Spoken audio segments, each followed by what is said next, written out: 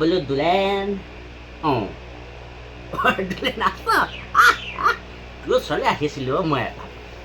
বোলো তোৰ ওচৰলৈ নাহিলে দিনৰ দিনটো মোৰ ভাল নালাগে এপাক আহিলে ভাল লাগে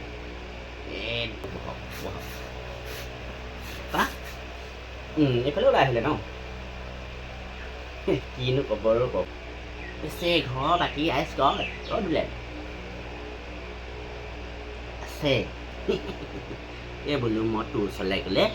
চাহ একাপ খাবলৈ পাওঁ আমাৰ ঘৰৰ বোৱাৰীকেইজনী চাহ তাহ এইবোৰ দিবলৈ মানে নেজানেও অকল মোবাইলত চেৰেংকৈ মাৰিলে এইবিলাক বজাই বজাই অকল শুনিয়ে থাকে মই বোলো বোৱাৰী তামোল এখন দে চাহ এখন দে নাই নিদিয়ে নিজেই কাটি কুটি খাব লাগে আৰু তহঁতৰ ঘৰলৈ আহিলে যেনিবলৈ ভাল আৰু তহঁতৰ বোৱাৰীকেইজনী বহুত ভাল মই আহিলে মানে তামোল চাহ দিয়া সেইকাৰণে আহোঁ আৰু দিলে পিছে ভাওনাখন পাতিব লাগিছিলে নহয় পিছে ককা ভাওনাখননো কেনেকৈ পাতিম ককা কওকচোন আজিকালি গাঁৱত ল'ৰা নাইকিয়াই হ'ল আৰু পাতিবলৈ ককা পাতিলে ভাল নালাগে গাঁৱত যদি ভাওনা এখন নহয় একদম গাঁৱত ভাল নালাগে হয় না তোলে গতিকে ভাওনাখন পতাই ভাল হ'ব নেকি ন বোলো মোৰ পেঞ্চনৰ দুটকা এটকা পইচা আছে নথকা নহয় সেইকেইটাও মই দিম ভাওনাখন পাতিলে দুলেন দে হ'ব বোলো তই হয়তো দিলেহে এটা গাঁৱৰ ভাল ধনী ব্যক্তি আমিনো কি আৰু সেই তেতিয়া মাষ্টৰ এতিয়া 2-4 হাজাৰ টকা পাওঁ কি দিম তই দিলেহে পথাৰ ধনী মানুহ দিলে দেই মইতো আছোঁ আৰু দে চাহকাপ দিলে খাই লওঁ আৰু দিয়া বাৰু চাহকাপ দিয়া মা তোমাৰ ভালেই নহয় দে যোৱা মা যোৱা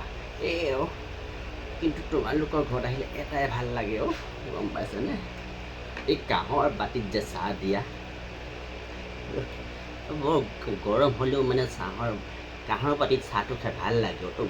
তোমালোকে এইটো আদৰ্শ মানে বহুত ভাল পাইছোঁ দেই এয়াহে আমাৰ অসমীয়া সন্মান কাঁহৰ বাতিত চাহটো বৰ ধুনীয়া হয় নহয় দুলেন চাহকাপ মই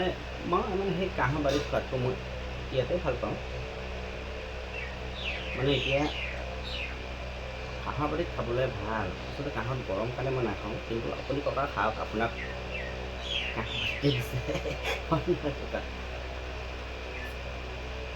ইয়াত ভাল লাগে মানে কাঁহৰ বাতিত তোমালোকে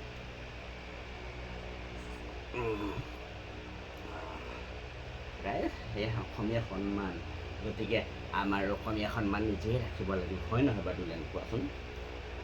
এতিয়া চুৰি চোলা তোমাৰো বয়স হ'ল পিন্ধিবলৈ বিচাৰে কিন্তু তুমি আকৌ এতিয়া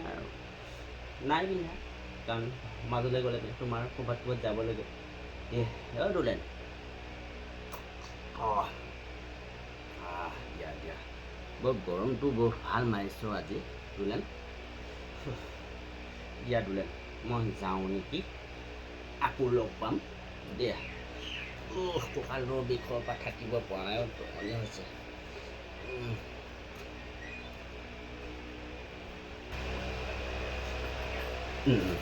যাওক গৰমটো যি মাৰিছে অৱস্থাই বেয়া হৈছে ঠিক আছে ককা যাওক